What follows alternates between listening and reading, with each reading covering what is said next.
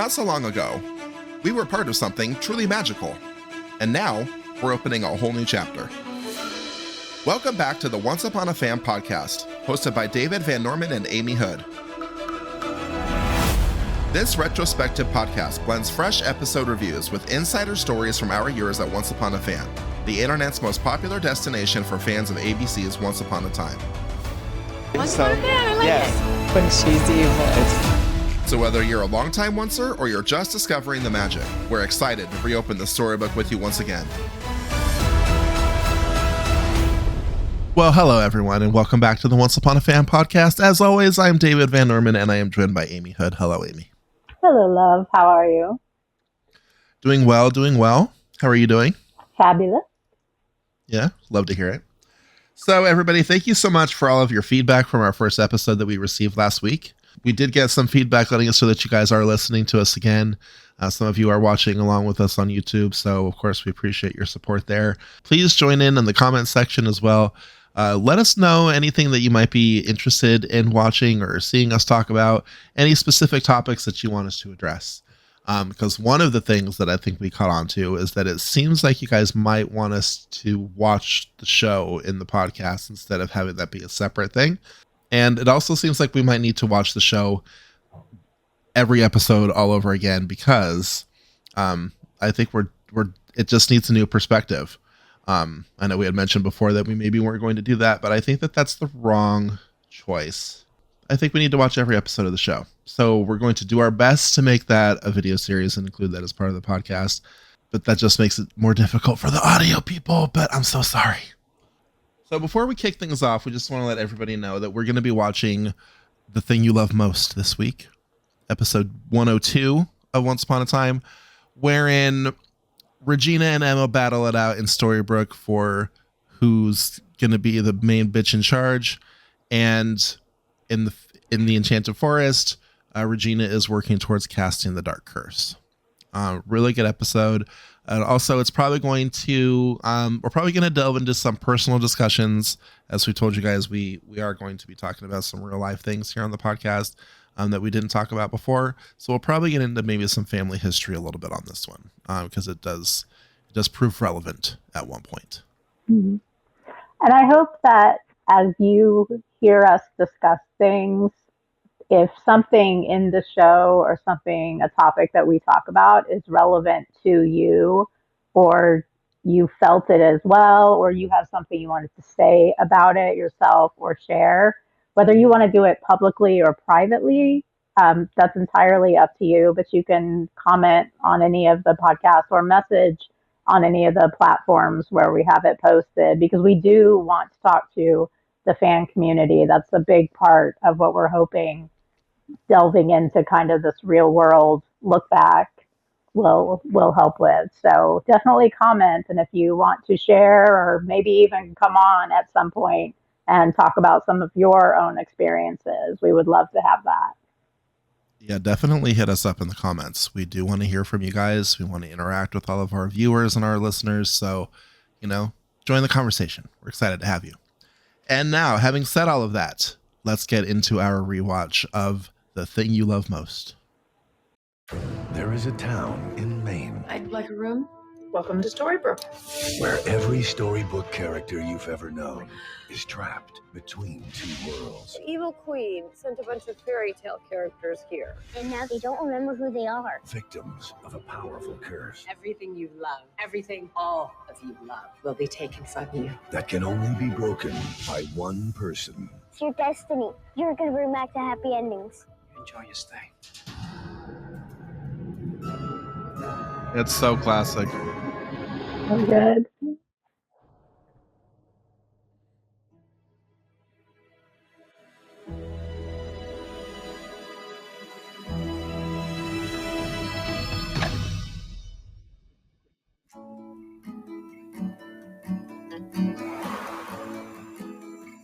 Such good use of music here.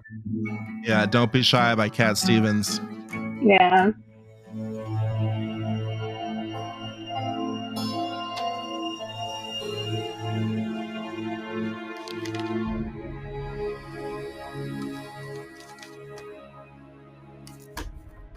You know, what's really interesting to me, I'm just going to stop it for a second. One of the things that's interesting to me about this is that the book obviously changes over time to be whatever they need it to be, whenever they need it to be it.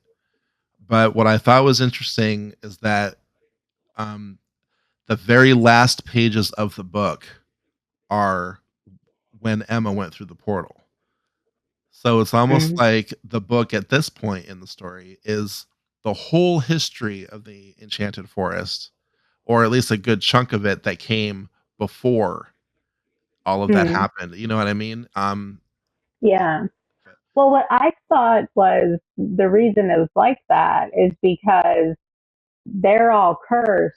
So the writer is not, but there is no one to write right now. You know, there has to be a writer.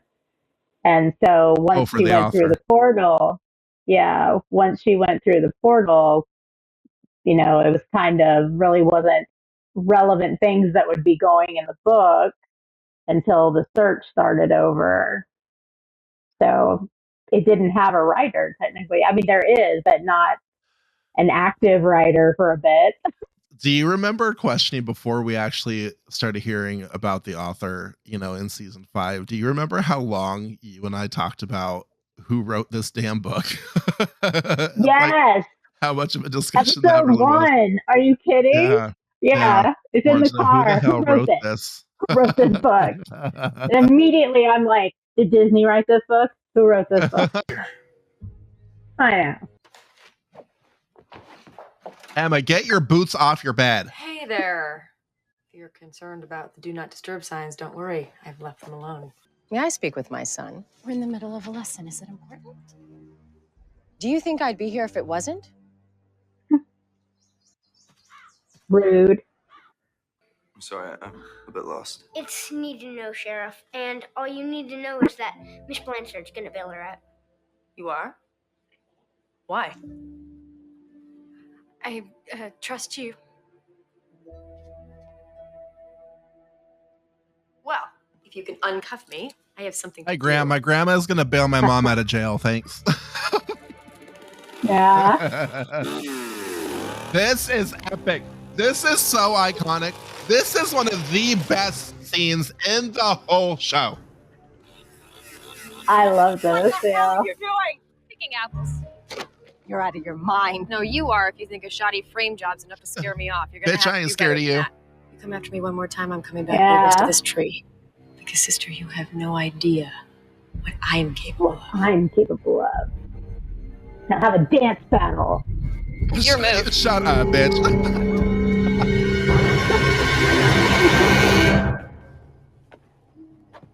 Maybe it's for the best. The forces you're summoning are darker than we can conceive. Oh, now you're trying to protect me? It's what I do. I know. You're the only one who does. Helping you is my life. Well, then help me understand why this curse isn't working. If you want to know that, then you need to go back to the person who gave it to you in the first place. Revenge is a dark and lonely road. Once you go down it, there is no heading back. What is there for me to head back to?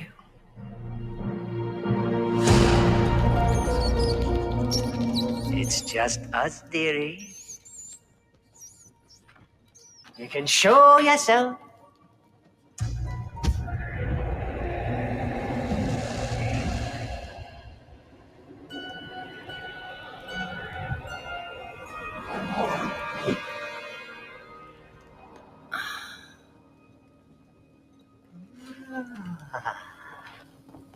That curse you gave me. It's not working. Oh, so worried. So worried. Like Snow and her lovely new husband. What? They paid me a visit as well. They were very anxious about you and the curse. What'd you tell them? The truth, that nothing can stop the darkness. Except, of course, their unborn child. They have the most amazing chemistry. No matter how powerful, I do. all This curses is one of my favorite broken. scenes. With one of my favorite lines ever. Your child is the key. Of course. There's not a false no in either one of their performances here. Tell me what. In this new land, should I ever come to you for any reason, you must heed my every request. You must do whatever I say, so long as I say. Please. You do realize that should I succeed, you won't remember anything. Amazing Oh, setup. Then, what's the harm? You have to ask yourself a simple question. How far are you willing to go?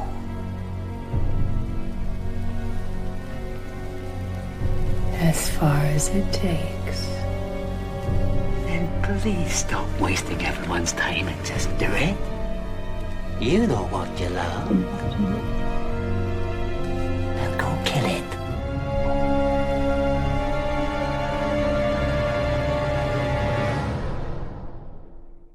As somebody whose grandpa recently passed away a few years ago, and for whom he was my like father figure, I cannot imagine wanting revenge so badly that I would have to kill him to do it. Right?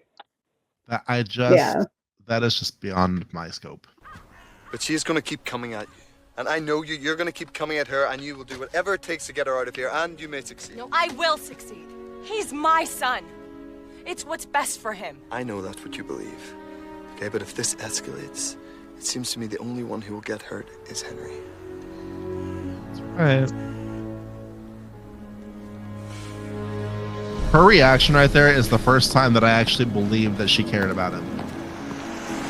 Yeah. So we're back to the jacket. Just gonna pause for a second because we're back to the jacket. She does not have her jacket on. She also did not have her jacket on when she cut down the tree. She did not have her jacket on when she confronted Regina. She did not have her jacket on when she just got arrested. Like, she hasn't had her jacket on the whole time. She took her jacket off as soon as she got emotionally volatile. As soon as something emotionally, propelling came up, Emma lost her jacket. Her armor came off. She took Her armor. Yeah. took it off and actually was vulnerable. It's when Emma is vulnerable that she is not wearing her jacket. Just pointing that out because it will come up again later. Yeah? Miss Swan, I'd be happy to continue demonstrating my power, but am I right in guessing your resolve to stay is only growing? You have no idea. Well then, I think it's time we made peace. Why don't you drive over to my office? Or walk, whatever suits you. I have no intention of taking him from anyone. Well, then what are you doing here? I know I'm not a mother. I think that's pretty self-evident. But I Here's Emma being totally vulnerable to Regina about how she feels about Henry and motherhood, and she's not wearing her jacket. Especially after seeing how troubled he is. You think he's troubled? Well, he's in therapy, and I only got through a couple. Also, this is the first time that we're seeing this amazing had me f***ing arrested. office that I love And on so that much. side, It is the best. Yeah. He thinks everyone Gorgeous. in this town is a fairy tale character. You think I'm crazy? Henry, how long was he there? Long enough. You knew he would be here. Did I know that my son comes to my office every Thursday at precisely 5 p.m. so I can take him for dinner before his therapy session? Of course I did. I'm his mother. Such a bitch. Yeah. Your move. You have no soul. How in the hell did you get like this? I have to cut out the heart of the thing I love most.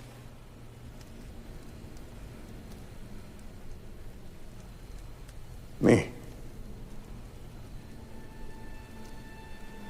Music kicks in for the big reveal. Daddy, I don't know what to do. Ugh. My dear. I think you're right.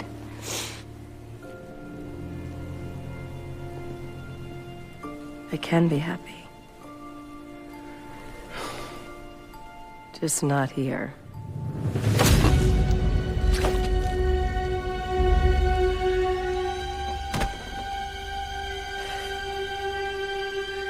Sorry.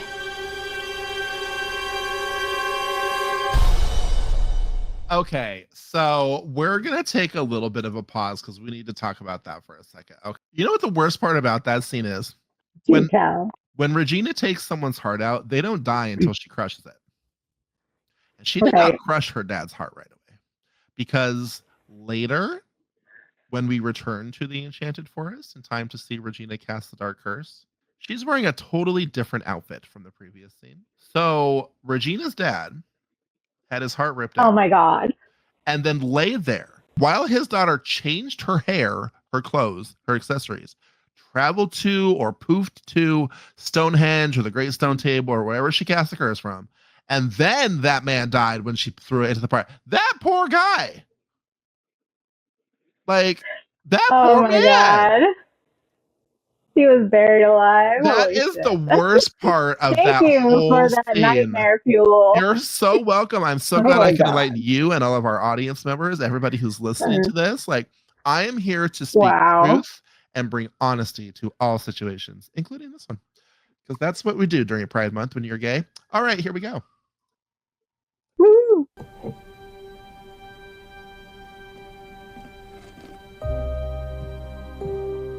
Cinnamon? Oh. Girl, how do you I'm not sorry know to she's say your mama that. after that? It's a little quirk of mine. Do you mind? Mm. Not at all.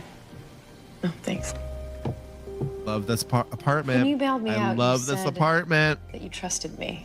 Oh my God, I love this apartment Why? so much.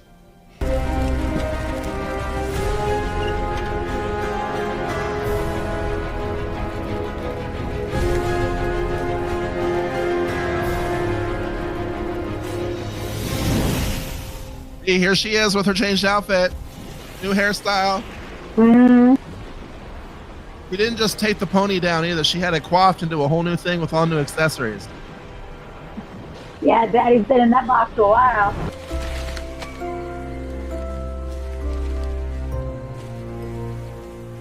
I love you, Daddy.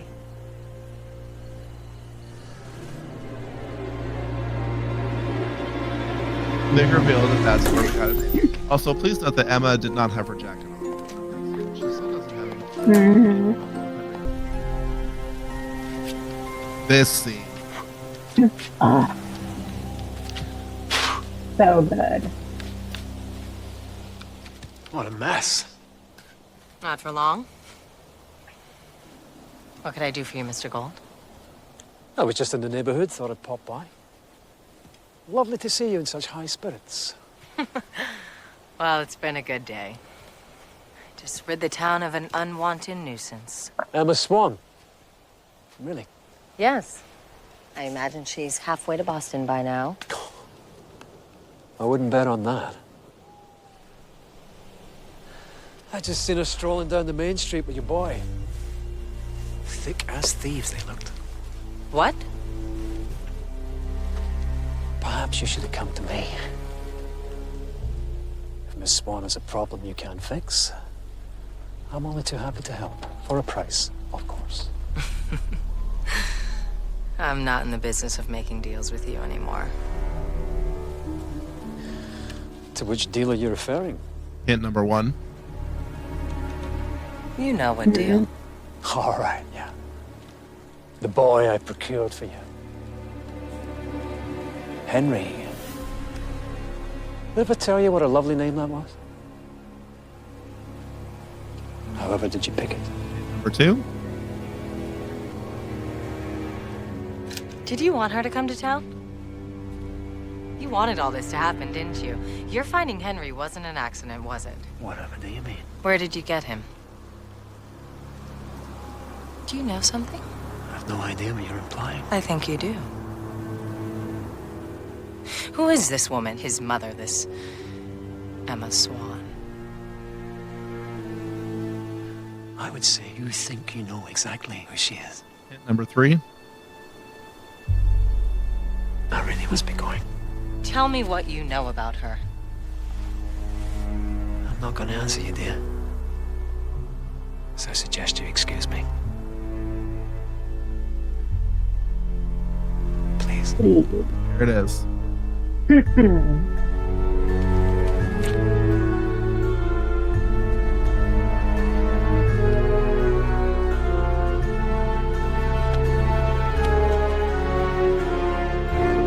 Somebody's awake. He Uh-oh. knows. He knows. Yep, he is awake. So, what an episode. I appreciate this one so much more for different reasons than I did in all the other times that I've watched it. And I'm really glad actually that I gave myself a break and haven't watched the show over again in some years. In some years since it was first on the air.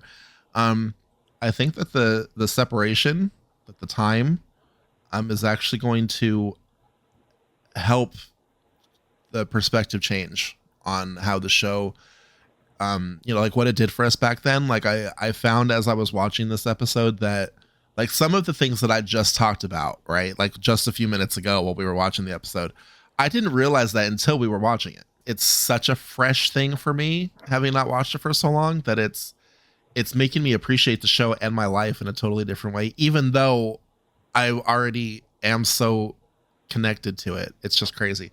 Amy, what are your thoughts having just watched that episode? Anything like that you want to share, or did it have a different impact on you?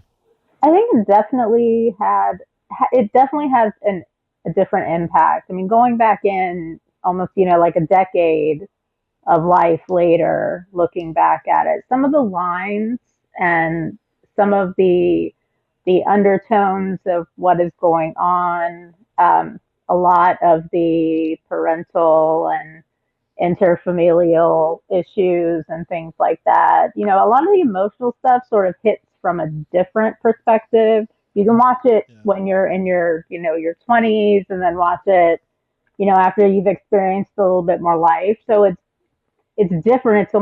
It's definitely feels like I'm watching it as a different, not a different show, but from a different point of view. I still agree, though. I always thought this one had some really good lines and some really good little pieces, but those still hold up for me. But yeah, rewatching it now is definitely very different than rewatching it before. And I mentioned, when we were talking about it, some of the things that this brought up as far as looking at it, we talked about generational trauma and breaking that and things, but yeah, it was definitely different watching it now. And I am glad that I have this space between the first time and now. Yeah, it's just to kind of revisit what you were just saying as far as like experiencing from a new point of view. I feel like I'm watching it as a whole new person, because I'm not the same person that I was back then. I feel like that was like 2 or 3 lifetimes ago almost, because of how many things have changed for me and where my life has gone since then. Mm-hmm. It feels like the show is brand new. It feels like it's totally different to me now. I have such a different appreciation for it. And the other thing that I'm really grateful for is that I still have for it now. I mean, that's obvious, but these top 3 shelves here are Once Upon a Time. These this once, that's once. Obviously, I still care about the show. Those aren't just there for the podcast. That's how I've decorated my home since the show went off the air. Wow, I wasn't expecting this. I wasn't expecting our revival to have me looking back at my life in different terms. Because when we were watching the show the first time, and it was on the air with everything that was going on in my personal life, I hadn't really gone to therapy at that point either. I hadn't really experienced any healing, hadn't been on any medication. And so I was way more emotionally erratic. And almost kind of closed off back then too. Like, I think one of the reasons why I used to get so emotional watching the show and had such a strong attachment to it was because it was one of the few things in life that was like consistent and comforting and brought a level of stability. It was a positive thing, right? That brought stability. And now that I've been through therapy and experienced a little bit of healing and have much better coping mechanisms than I did back then, it's just definitely changed how I feel about this show. It's making me love it even more. Yeah, I was actually I I'm surprised. I was surprised that this rewatch of this episode in particular hit you the way it did, because when we talked during the first episode of podcast, you had mentioned that this one wasn't, didn't, you weren't quite sure during the original airing if this was going to hang in. And I was like, really? Because I feel like I remember a couple of great lines and a couple things in there. So I expected that you would watch this and be like, yeah, it's still a good episode, but let's get on to some of the others. But yeah, I was a little surprised that you are clearly seeing it as a new person and as a changed person. Yeah, that this was different for you. It has a different kind of magic than it did before. That's all. I love this show so much. Oh my gosh. I know. I love it too. And Wonderland. I can't mention the show without mentioning Wonderland. The spinoff has a very special place in my heart. Yes. I know that was a situation that was outside anybody's control, as far as the people who worked on the show goes. So this has nothing to do with them. And I always have, full respect for people at the studios and their decision-making process, because obviously they are where they are for a reason. So, their opinion counts for something, clearly. I will say that I don't understand a decision wherein you have your main vehicle show and then you develop a spinoff for that show. So for people who are unfamiliar with the spinoff Once Upon a Time in Wonderland, it came out during Once Upon a Time's third season. Once was on Sunday nights, and they put Wonderland on Thursday nights. And the reason why that didn't make sense to us at the time, and still doesn't, is because season 3 is when they started doing the midwinter break for not only Once Upon a Time, but some of their other shows.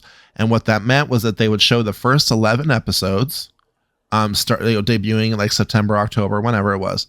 They would show the first 11 episodes, and then there would be a gap of 2 to 3 months, and then they would pick up again in like January, February for another 11-week run of episodes. And when they started doing that, they would split the storylines in half. So the fall season would be a little kind of mini storyline, and then the spring season would be something totally different. So like season 3 was split into Going to Neverland and The Wizard of Oz.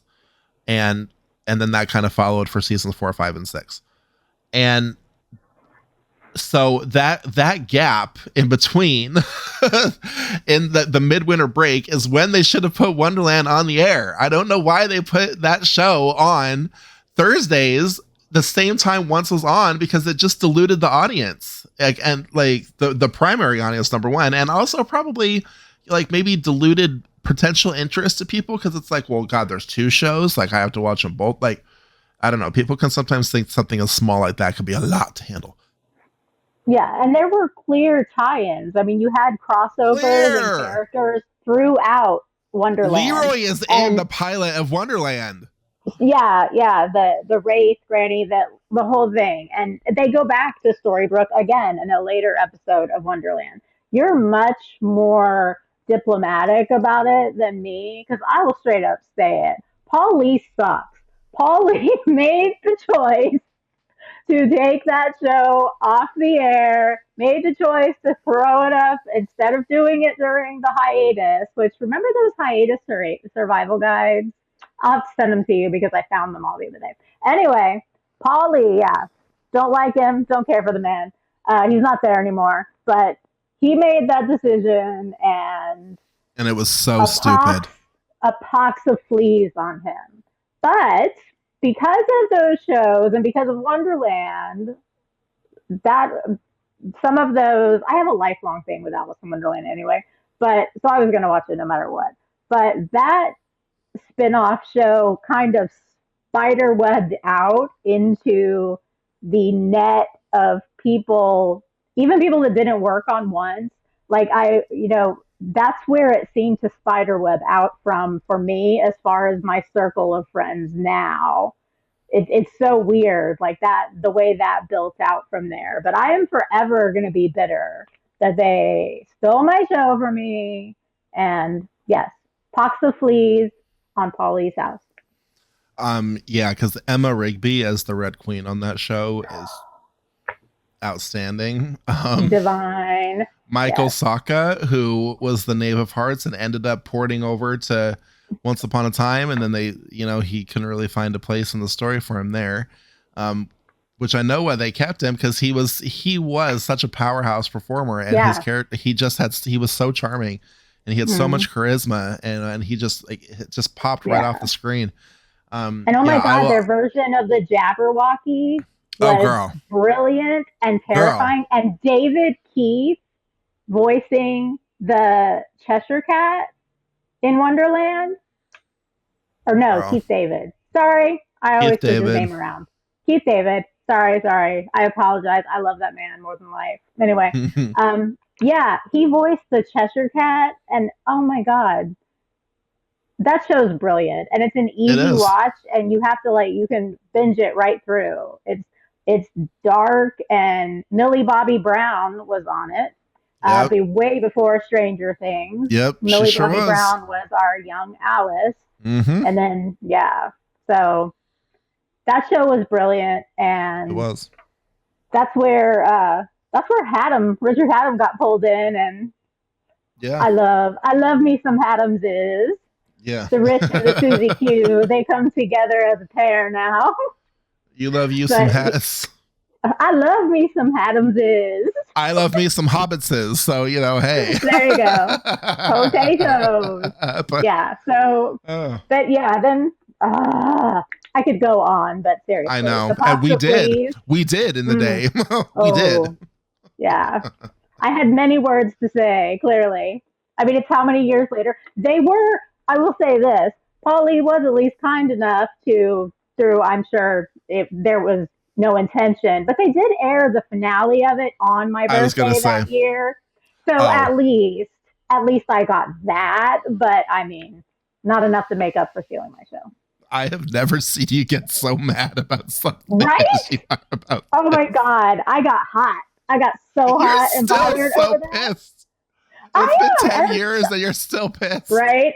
I am highly mad. I'm mad. Oh, there's so many. I'm mad about Dead of Summer. I'm mad about Swamp Thing. I'm mad about, I have a list. Oh, Swamp Thing.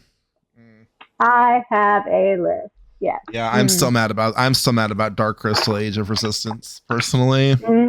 That's my how could you cancel that? Everyone's like, oh, it's puppets and it's weird. I'm like, it is a puppet. It's puppets, sure. It is fantasy Game of Thrones. There is murder and bloodshed, actual blood in that show. And people think, I don't know what people think it is, but it is not what it's advertised to be. I mean, it is all those things, but it is so politically relevant. Also, the Skeksis are Republicans. Like, it's so clearly topical. Like, I cannot, if you're listening, cannot recommend Dark Crystal, Age of Resistance enough. Maybe that'll be another show that we start watching on this podcast. Who knows? Because we need to introduce more people to it. Like, it's just fantastic. Hit Netflix. You got to see it. It won an Emmy, for God's sake, and then it got canceled. Yeah. What the hell? Shining Veil. Hello. Won an Emmy. Won an Emmy. Same. They canceled it. And it went to HBO, thank God. HBO Max, whatever they are today. Ridiculous. But yeah. And then won an Emmy for the episode Smile, written by Aaron Mayer and Kay Rendell. Not that I love them. Once Upon a Time. For anybody who doesn't know, they wrote on Once Upon a Time. Yeah, they wrote on Dead of Summer. They wrote on Dead of Summer. Yeah, and Dead of Summer is where Haddam went after. That was where, and Addie and Edom. Whoa. Addie and Edom. I say that all the time. So good. It's not just me. Okay. No, Eddie, Adam. I apologize. Yeah. So I don't know. I have feelings. I don't often spew my feelings about actual things. So while I'm usually very composed, this is a safe topic for me to just remain mad about for the rest of my life. And you will, and I'll support you all through it. I will. Bitter party of one. Thank you. So everybody, that's going to wrap up our episode discussion here. Let us know what you thought about this episode in the comments. Again, we'd love to hear from you. Look out for our next episode. It's going to be dropping soon. We'll be watching Snow Falls, because that is the next one, if you want to watch along. And then after that, we're going to be getting into The Price of Gold. And I can already tell you now, even though it's 2 episodes away, That one is going to be a pretty big discussion. It's going to be a pretty deep discussion. And we are very much looking forward to talking about that episode with you, because we know that I think that The Price of Gold for a lot of people is the one that got them subscribed to this show if they weren't already. I think Emma's speech is a really powerful moment, so I can't wait to talk about that with everybody. Again, look for us online, follow us on all the socials, follow us on all of our pages, drop a share if you'd like, and tell people about us if you're enjoying our content. Again, give us comments on stuff that you'd like to hear us or watch us talk about, even if it's other shows, because that's always a thing. All right, so everybody, that's gonna wrap it up for us. Thank you so much for joining. We'll see you next time. See you next week. And we will see you guys next time.